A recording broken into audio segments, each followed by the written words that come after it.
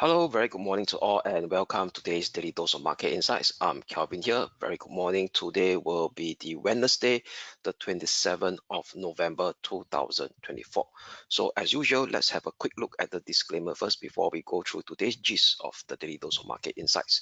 So as we know, leverage trading carries a high degree of risk and may not be suitable for everyone. Losses can exceed deposits. This presentation is not an offer or solicitation to buy or sell, nor financial advice or recommendation for any investment product, as well as any forecast, prediction, projection in this presentation is not necessarily indicative of the future or likely performance of the product. This advertisement has not been reviewed by the Monetary Authority of Singapore.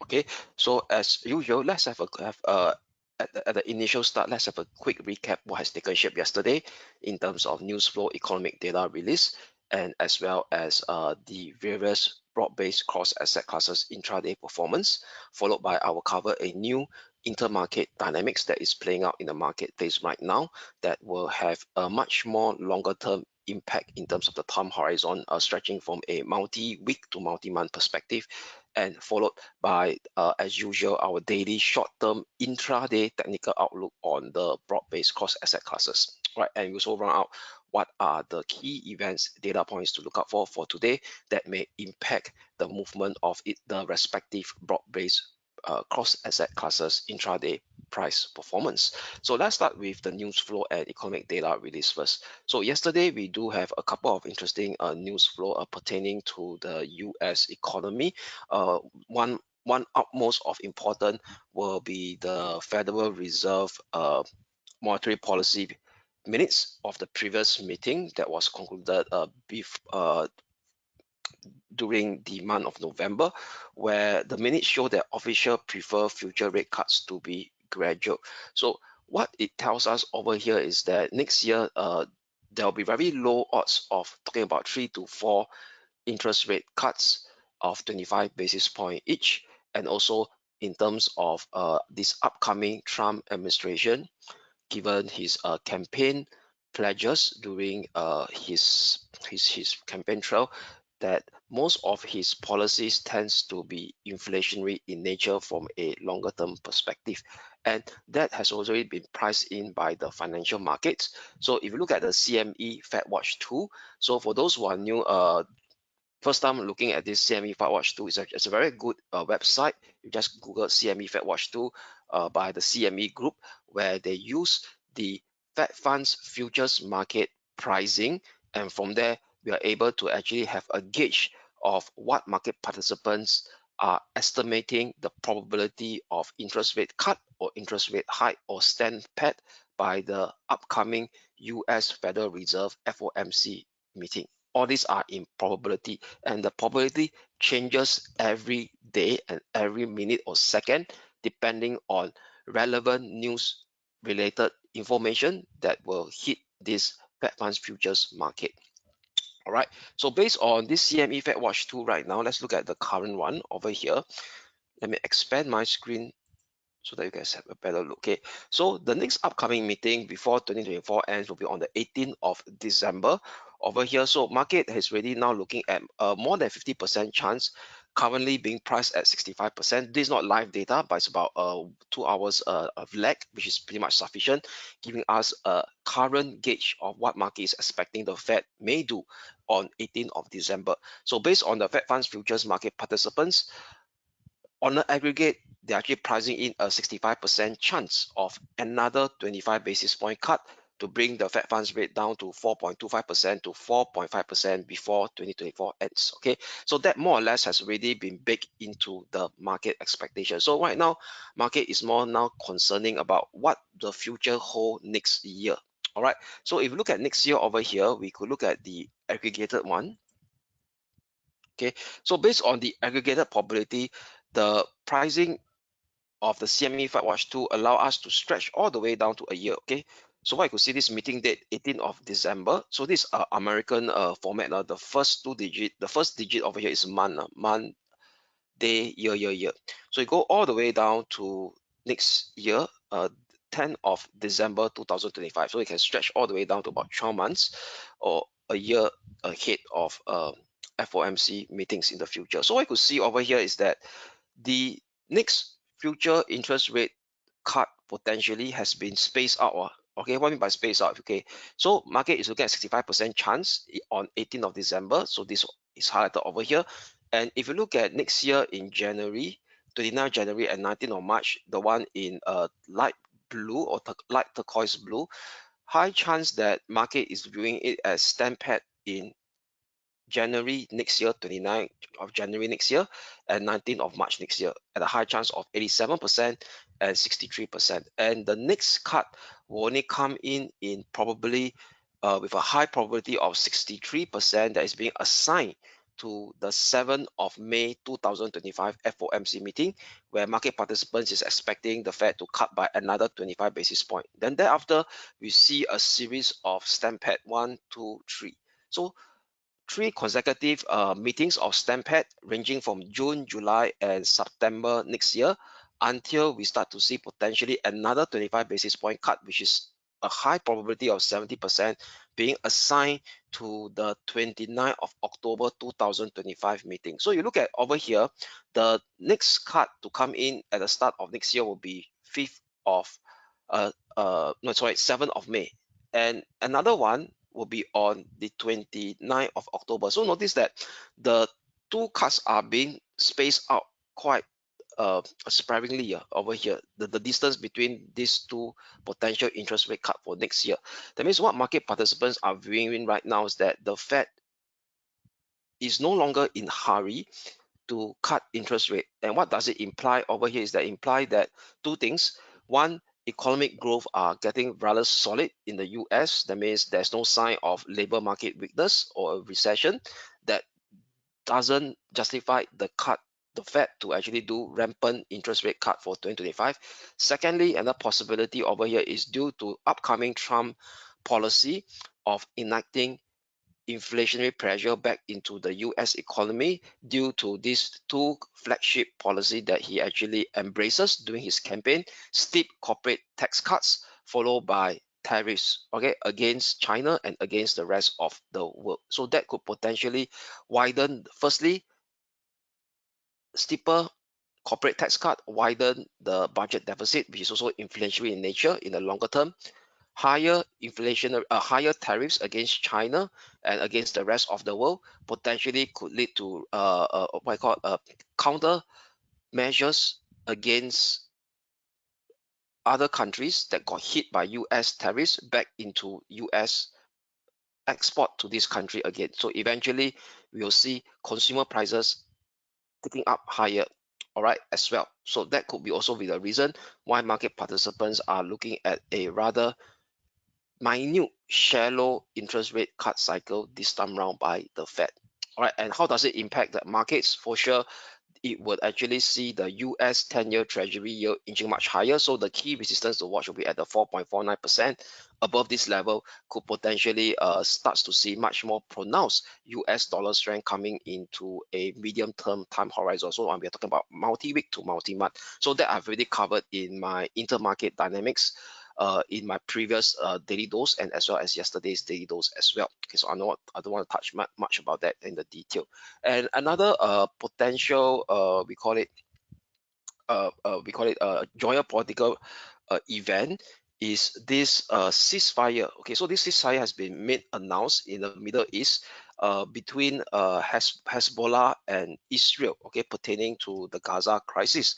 So let me pull up that news flow again for you guys to actually have a look at it.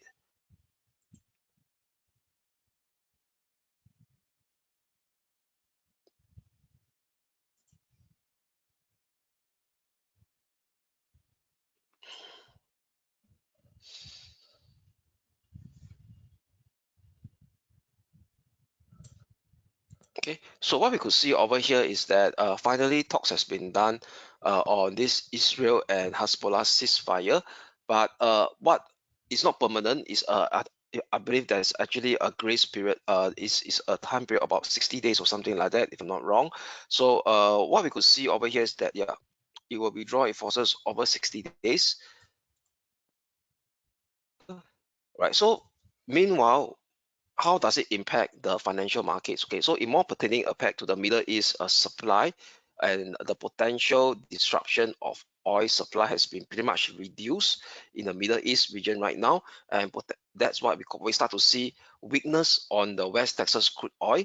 That's failure to any rebound that so far that has taken shape in the last 1.5 week or so failed to break above that psychological US dollar $70 per barrel. All right, so that I also covered in my short-term intraday technical outlook yesterday, taking into impact that potential there could still be some short-term weakness on West Texas crude oil to retest its major support level. So what is this major support level? I will highlight again during my segment where I come into the short-term intraday technical outlook of West Texas crude oil.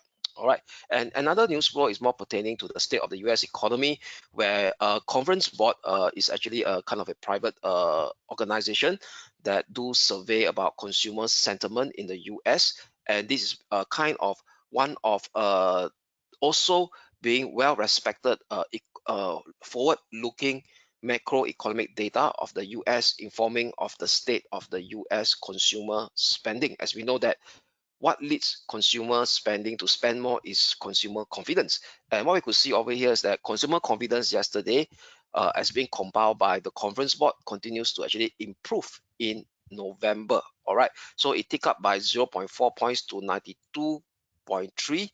Okay, well ahead of the threshold of 80 that usually signals a recession ahead.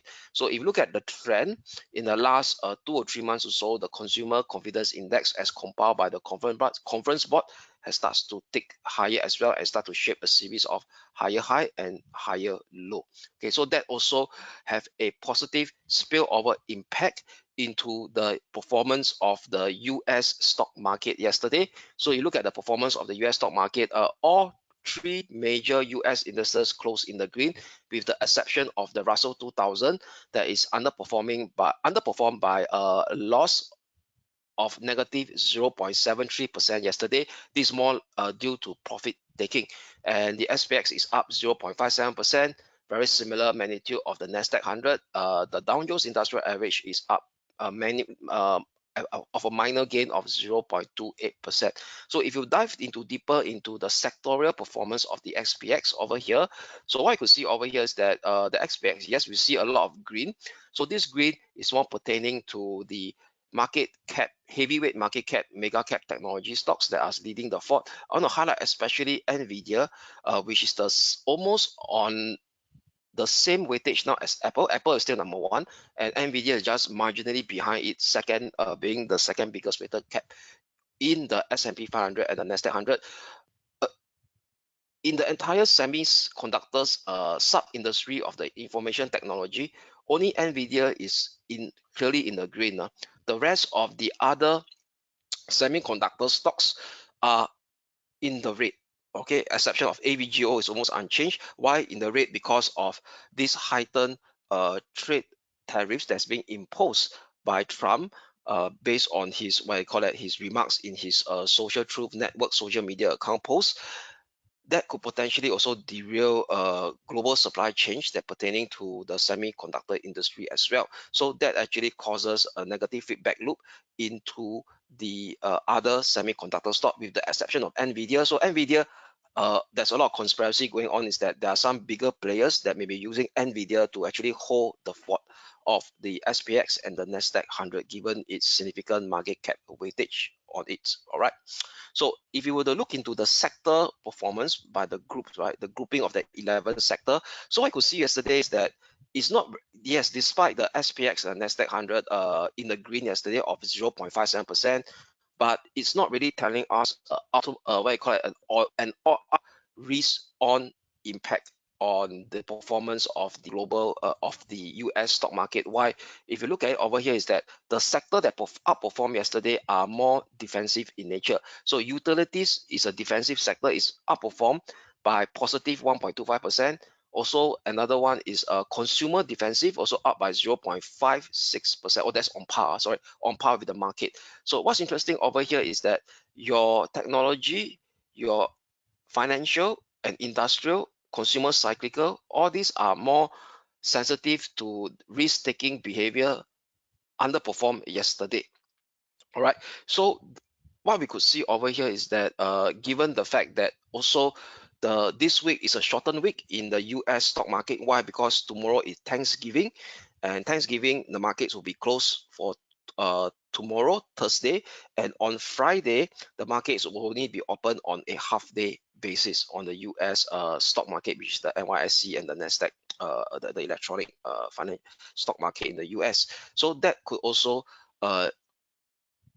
lead to lesser risk-taking activity by short-term players as well, given the shorter trading time horizon for this week due to the Thanksgiving holiday that is impacting on the US stock market exchanges.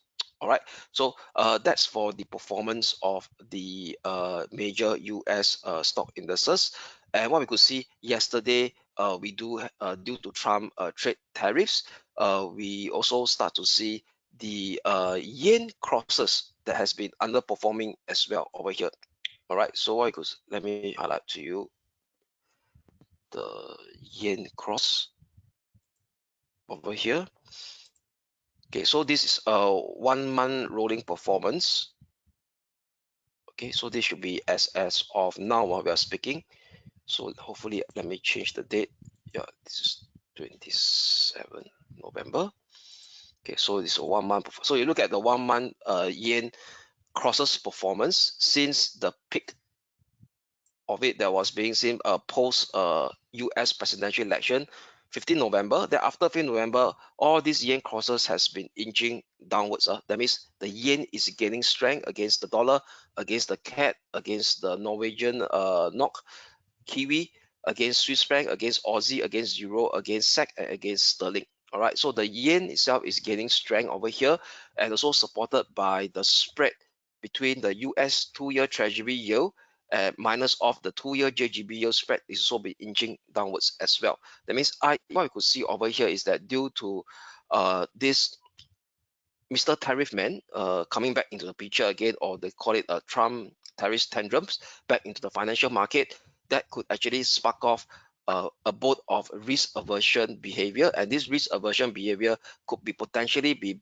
played out or seen by a yen strength in the FX market. That means yen crosses selling off across the board, at least from a short to medium term perspective, and this has been seen in this rolling 1 month performance that I showed to you on your screen right now, where it's the G10 JPY crosses. All right, over here. So later I'll touch on one of the yen cross that you can actually take a look on a intraday basis when I covered the short-term intraday technical outlook on the FX broad-based cross asset classes. All right, so that's sum up for the performance of the interesting performance yesterday that take shape on the FX market. And also today's morning, we do have RBNZ over here. So RBNZ cut rates as expected over here by a 50 basis point cut. But what's interesting over here is that the Kiwi actually rallied over here.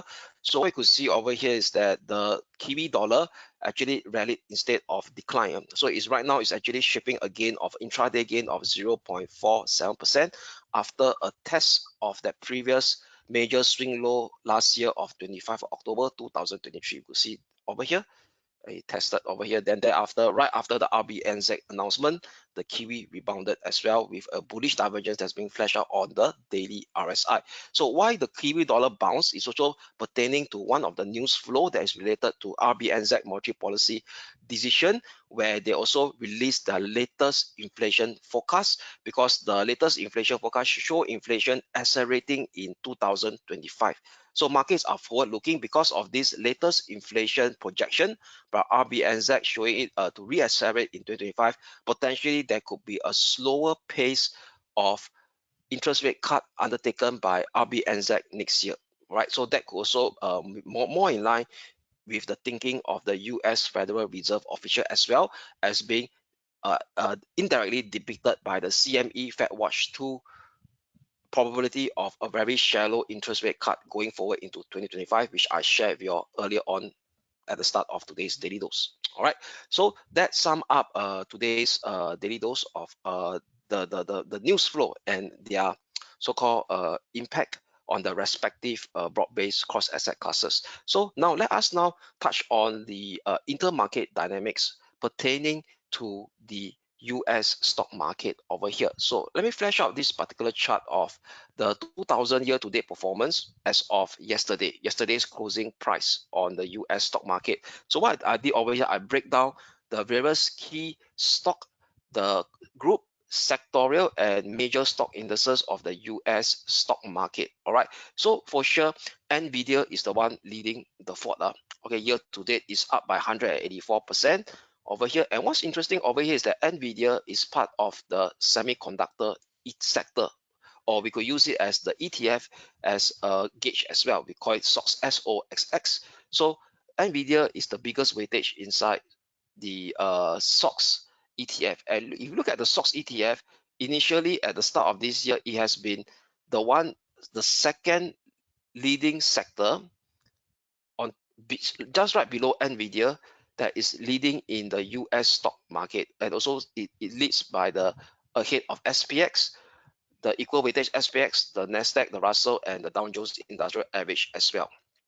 All right, in the early part of this year, it's only until, very interestingly, over here, early November, 7th of November, right after Trump's re-emerge to win the US presidential election, the semiconductor performance has starts to dip down, and it starts to dip down below the other major indices and the group, and right now is underperforming. It's the worst performer against this cohort over here, and it's also even underperforming the Russell 2000. All right, so the SOX now is only gaining 16.94% as a group, semiconductors as well. So pertaining why is it underperforming is also due to the fact of that potential steep trade tariffs that Trump's promised during his campaign, and due to yesterday's, he made this announcement in his social truth network that he's making his promise known that tariffs is still part imposing tariffs against China and the rest of the world is also part of his American first policy, either by getting more leverage through negotiation.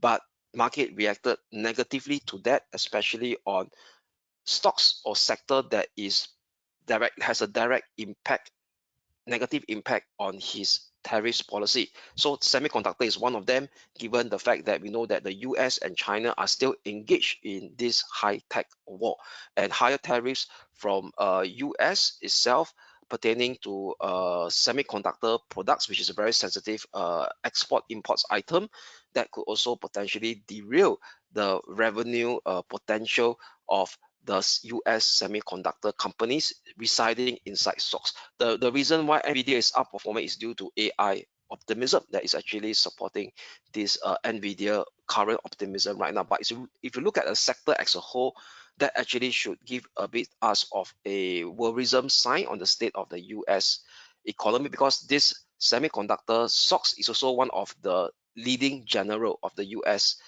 stock market bullish performance at the start of this year. It's just second in ranking compared to Nvidia. And if you were to look at the ratio chart of stocks, which I plotted against the SPX and against the info technology sector. So semiconductor is a subsector of the info technology sector. They also starts to underperform as well on the daily chart, trading below the 20-day moving average and going to see a series of lower high and lower low. And what's interesting, on the raw form, the semiconductor stocks price action also failed to actually surpass the 200-day moving average since middle of November this year, and starts to inch downwards yesterday. So indicating that this movement over here could be just this rebound that has taken shape from the low of 6th of August could be a dead cat bounce before another impulsive down move resume, potentially of a multi-week downtrend phase taking shape on the SOX index to actually expose the next medium-term support at 18270, and below it potentially sees 14760. So that doesn't gel well in the state of affairs for the US semiconductor stocks as a whole. So let's us see if the US semiconductor sector, the sector is like a big brother, continues to underperform on against the market and against the information technology sector, and its raw price itself is also getting very weak in terms of technical picture. Let's see how can Nvidia hold on the fort, and with that, whether the heavy weighted Nvidia impact on the SPX 500 and Nasdaq 100 could continues to inch higher to breach fresh all-time high. So something to pay attention to in the month ahead as we head up into 2025 next year. All right, so this is the intermarket dynamics on share with you all. More of a longer term horizon basis pertaining to the health of the US stock market, especially those market that is heavily weighted by Nvidia and the mega cap technology stocks like SPX and the Nasdaq 100. All right, so with that now, let us now focus our attention to the intraday technical outlook picture on the FX market first. All right, so let me expand my screen so that you guys could have a better view of the charts that I'm going to share with you guys. All right, so let us start with the FX market. Okay, so euro dollar. Okay, so still recall euro dollar yesterday we do have a bullish bias looking for a bounce. So the bounce indeed take shape yesterday and hit the first resistance level before it trades sideways again below right at the 1.05220 level. So still no change, still using 1.0330 as my short-term pivotal support level. Above 1.0520 today may see a further potential extension of this mean reversion rebound to expose the next near-term resistance level coming in at 1.0610. Only a push down with an hourly close below 1.0330 will invalidate today's intraday bullish bias for the potential extension of the mean reversion rebound scenario to resume the impulsive downward sequence of the euro dollar, potentially exposing the next near-term support level at 1.0190/0170. Next. What's next for the sterling dollar? So the sterling dollar yesterday during the start of the European session also hit our first resistance at 1.2615. So yesterday we flipped to a intraday bullish bias, so still remains unchanged. 1.2460, 1.2440 short-term pivotal support to maintain this ongoing potential mean reversion rebound scenario that may potentially unfold in the sterling dollar. A breakout today above 1.2615 exposes the next near-term resistance level coming in at 1.2710. However, a push down and a breakthrough below 12440 short-term pivotal support will invalidate today's intraday bullish bias for the mean reversion rebound to revert back towards its impulsive downward sequence to expose the next near-term support level at 1.2376, 1.2370 in the first step, which is the 0.764 Fibo extension on the downside, as well as the lower limit of this medium term of this minor descending channel that is in place since the high of 6th of November. All right, a breakdown below 1.237 exposes the psychological level of 1.230, and 1.230 is also key in terms of graphical representation. On the daily chart is the former V-shaped recovery that has taken shape previously on 22nd of April 2024 over here, which is at 1.23 figure level. All right, so that sum up the intraday technical outlook on the major European currency against the dollar. So now let us now focus on the Asia Pacific currency against the dollar, starting with the dollar yen. So still recall dollar yen yesterday we flipped to a bearish bias. Price action broke below our first support level at 15330 level over here. Okay, now turns into a pullback support level. So I'll use this slightly higher level 15370 as my Titan key short-term pivotal resistance. Yesterday, my pivotal resistance was at around 15480 level. I push it down lower for a better reward risk ratio perspective, and also confluence with the 20-day moving average acting as a similar resistance level as well. 15370 Titan short-term pivotal resistance level for now on the dollar yen, still maintaining that intraday bearish bias. next near-term support level to watch will be a zone at 152.14, 151.30, which correspond to the 200-day moving average. A breakdown below it exposes 150.30, which confluence with the rising 50-day moving average as well. Only a push-up and an hourly close above this tightened short-term pivotal resistance that we have for today, 153.70, will invalidate today's intraday bearish bias to see a choppy corrective rebound scenario, retesting 154.90 and even last Wednesday minus swing high area at 155.85 next. So that's for the dollar yen. Now, turning our attention will be the Aussie dollar. So Aussie dollar yesterday, we were rather hesitant to turn outright bullish, despite the fact that the dollar index is showing sign of a consolidation in the recent month of dollar strength that is hitting on the upside, because the Aussie dollar is very has a close proxy with tariff play as well, especially pertaining sensitive to the state of the Chinese economy and the state of the performance of the China stock market and the Hang Seng Index. So indeed that it tested our upper boundary at 65 figure level, hesitant to break up above it and traded sideways. So no change on the Aussie dollar, still maintaining a neutrality stance between 65 figure and 64.10. And 64.10 is a very important level. Why?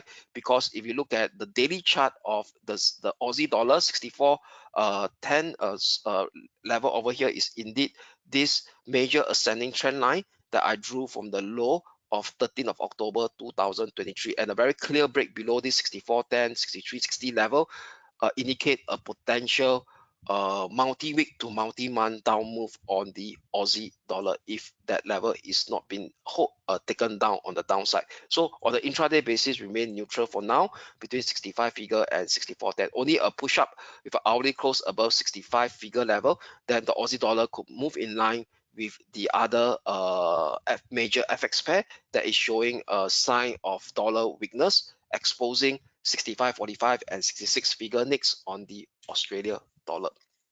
Right, so that's for the Aussie dollar intraday technical outlook and the intraday technical outlook on the major FX pair. So like I said at the start of my daily dose, on the yen crosses now is facing downside pressure, and one of the yen crosses that you guys could take a look on the intraday basis will be the CAD yen, and we know that the CAD Canada was also got hit by Trump tariffs as well. Trump actually voted to actually potentially impose 25% tariffs on all Canada products heading into US, so that actually pressured the Canada dollar. And given that the CAD yen crosses is a much more risk off proxy play, so what you could see the Canada dollar right now, after failure to break above the 200-day moving average on 20th of November, it started to trade in a minor downtrend scenario as price action break below the 20 and the 50-day moving average. Hourly RSI is also showing no signs of exhaustion, bearish exhaustion. Why? Because there's no bullish divergence that's being flashed out yet on the hourly RSI. So with that, I'll be using yesterday's minor swing high area at 109.30 that was previously a minor swing low of 15th of November, broke down, retested yesterday before breaking down below the 50-day moving average. So as long as any minor rebound that does not surpass above 109.30 on the CAD yen today, we will have a potential bearish bias in terms of its current technical weakness to expose the next near-term support level at 107.70, followed by 107.85 level over here, which is also the 0.618 and 0.764 Fibo extension level, taking into account that this potentially could be a fifth wave down over here. This is the wave 1, wave 2, wave 3, wave 4, and this is the fifth wave down, and the fifth wave potential target tends to be at 0.618 and 0.764, which also graphically confluence with the graphical support level as well at 107 and 107.05, very close to it. Only an hourly close above 109.30 today will invalidate the intraday bearish bias on the CAD yen to see a rebound, a mean reversion rebound scenario taking shape to mean revert and retest the 20-day moving average, acting as a resistance now at 110.30, maximum 110.30, maximum 110.90, which confluence with the 200-day moving average as well, which is the minor swing high area that got rejected on 22nd of November and 25th of November this Monday. Okay, so that is one of the FX cross pair that we can take a look at for today, which is the CAD yen cross pair. Okay, so with that, now let us now focus our attention to the major stock indices, starting with the Asia Pacific indices.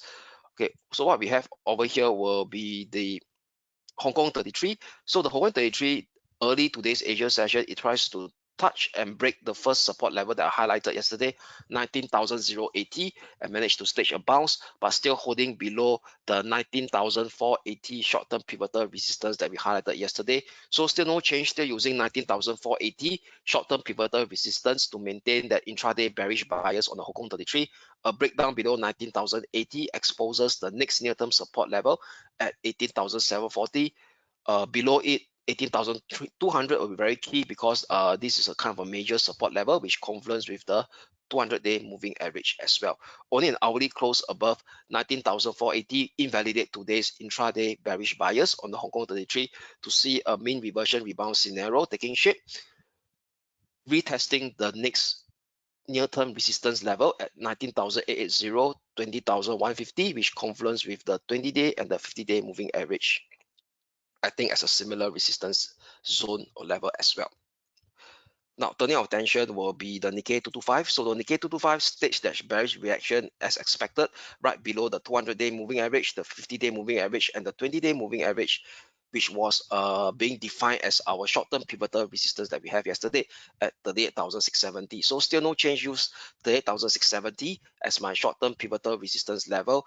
I don't want to put it so tight over here, so perhaps any minor bounce. So this could be the first intermediate resistance that we could watch over here. Okay, 38,290. All right, so next near-term support level to watch will be at 37,760, still maintaining our intraday bearish bias within this complex range configuration of the Nikkei 225. Below 37,750 will bring us down towards potentially 37,390, which is the lower limit of this complex range configuration that is in place since the low of 30th of September. Only an hourly close and a push up above 38,670 invalidate today's intraday bearish bias on the Japan 225 to see a further potential mean reversion rebound back towards the upper limit of this complex range configuration. First support level to take note of will be the next support level to take note of will be at 39,090, followed by 39,550, and ultimately will be the 40,155 slash 40,280, which is the upper limit of this complex range that got rejected, that didn't have a proper breakthrough since 15th of October. Okay, so that's for the Nikkei 225, i.e. the Japan 225.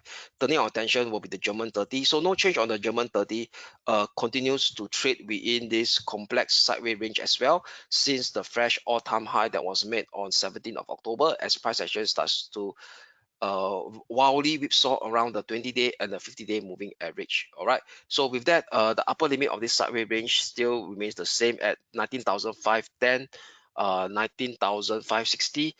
First resistance level to watch out for, which price action got rejected today during the Asia session, as is 19,350 level. Unless price action could have an hourly close later when the European session start at 19,250, which is the intermediate support, which come close to the 50-day and the 220-day moving average as well. With an hourly close below 19,250, then we could much more confidently say that 19,350 is indeed a tightened short-term pivotal resistance that we could have for today. But now price action is still holding above the 19,250, so I do not want to tighten the short-term pivotal resistance too tight. So still maintaining at 19,510, 19,560. Hourly close below 19,250 will reinforce the intraday bearish bias that we have yesterday on the German 30, similar as well for today, exposing the next near-term support level in first step at 19,050. Below it sees the potentially the complex range configuration key support coming in at 18,850 level over here. All right, only a price action push up with an hourly close above 19,560 will invalidate the intraday bearish bias movement at this juncture to revisit the current all-time high area at 19,690. All right, so that sum up the intraday view on the German 30, still maintaining that bearish bias within its complex sideways range configuration. Now, turning our attention will be the US Wall Street 30 or the Dow Jones Industrial Average. So Dow Jones Industrial Average yesterday, we do have a bearish bias. First support level has been made at 44,520 before shaping a strong bounce, also depicted by the hourly RSI as well, back above the 50 level. So given that the strong bounce that was seen on the first support level at 44,520, I don't have a conviction that it may slide deeper for today towards 43,980 slash 807, and this could also be potential fifth wave target, that is a fifth wave up move that is forming over here. So what do I mean over here is this. So this could be that wave one. Okay, so this will be that wave two, and yesterday pullback was that wave four. Okay, given that it didn't surpass the previous minor swing high over here. So this will be the three, and this will be the four. And the four also came to a standardized 23.6% Fibo target, wave 4 target low as well, taking into the start of the wave 2, push it up to the wave 3, that's around the 23.6%.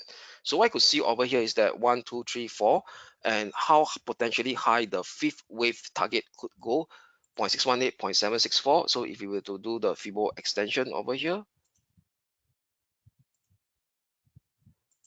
okay, it come close towards the 45,450, 45,750 that we defined yesterday, and also the upper limit of this green line here. So what's this green line? So this green line, if you look at the daily chart, is the upper limit of this major ascending channel that I drew from the low of 27 October last year. So go back to the hourly chart again. So given that this is the fifth wave that potentially could still see a bit of residual push up, we will flip to a intraday bullish bias for today using 44,520 on the US Wall Street 30.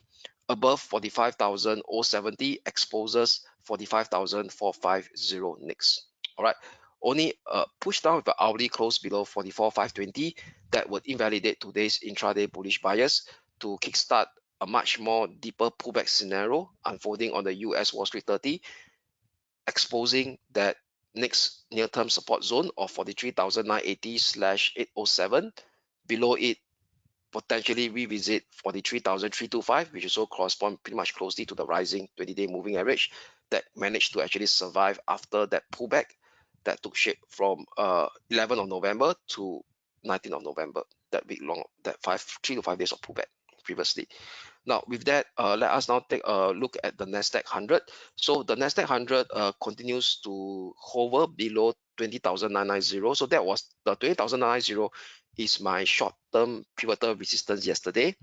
All right, and right now it starts to shape that bearish divergence. So given that the US session is trading session on the US cash market is getting shortened this week due to Thanksgiving holiday. So I do not want to be so aggressive to be outright bearish. So I'll flip to a neutrality stance. So neutral between 20,990 and 20,640 level. So this 20,640 level is in fact also correspond to the rising 20-day moving average as well.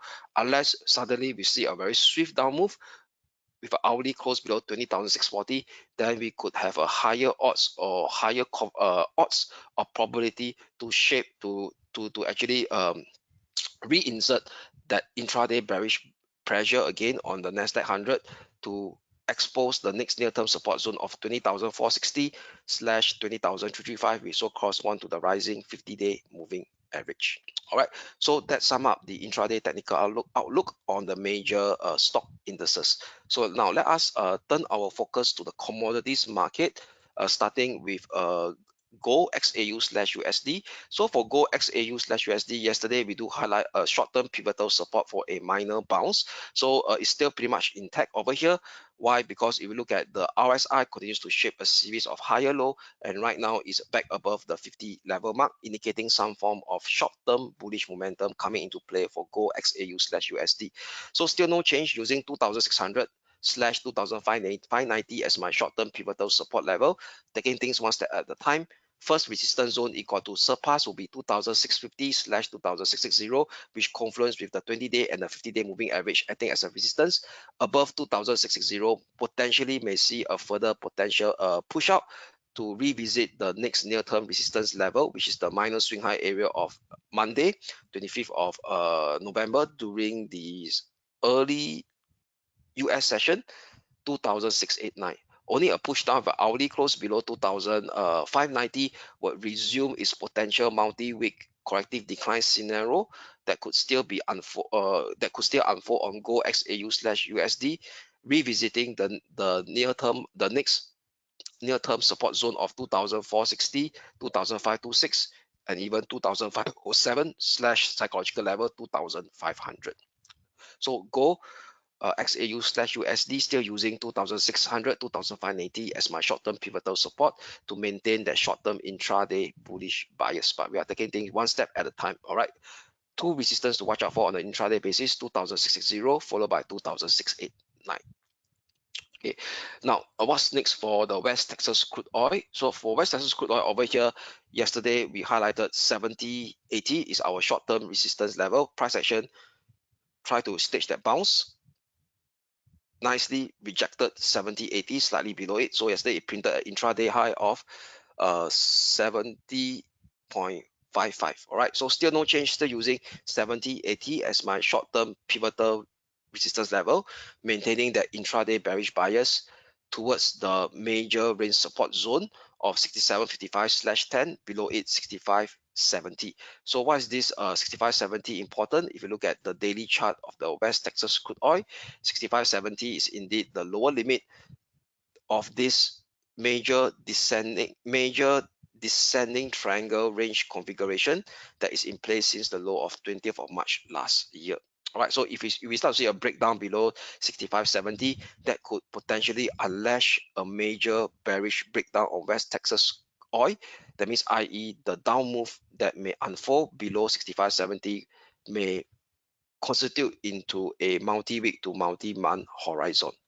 Okay, but for an intraday basis, these are the two support level to watch on a intraday basis. All right, 67.55, 65.70. However, if price action have an hourly close above 70.80, then that could negate the bearish tone on the West Texas crude oil to shape a much more mean reversion rebound scenario back up towards 71.80, followed by 73.15.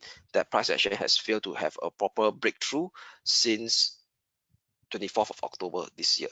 All right, so that sum up West Texas crude oil intraday technical outlook, and as well as the intraday technical outlook on the major cross asset classes. So before we go, let's have a quick look at the economic calendar. What are the key data point or events to look out for today? So for today, a couple of interesting US data that we got to take note of pertaining to the Federal Reserve monetary policy going forward, and also the potential movement in the FX market, which is the core PCE price index, one of the much more favored inflation metrics that Federal Reserve official watch over the CPI data US. So core PCE price index on a month-on-month basis and the year-on-year basis will release at 9:30 p.m. Singapore time. So if you look at the core PCE index year-on-year, market is expecting a slight uptick to 2.8%. All right, the previous month of September is at 2.7% year on year, and also market will also take note on personal spending as well. Okay, how consumer is spending on a month-on-month basis for the month of October. So market is now looking a slight dip to 0.3% month-on-month from 0.5% month-on-month that was recorded in the previous month of September. And as well as if you for more pertaining to the West Texas crude oil intraday movement will be the weekly crude oil stockpile change for the week ending 22nd of November. That will be releasing on the data point will be releasing on 11:30 p.m. Singapore time to date. All right. And during 2 a.m. Singapore time, there'll be a ECB official speaking, ECB Lane speaking at 2 a.m. Singapore time, and that should actually sum up today's key daily dose of market insights in terms of the key data point and as well as the technical outlook picture that I'd like to share with you all. This is Kelvin here signing off, and I wish you all a great day ahead, and we shall speak again tomorrow. Thank you.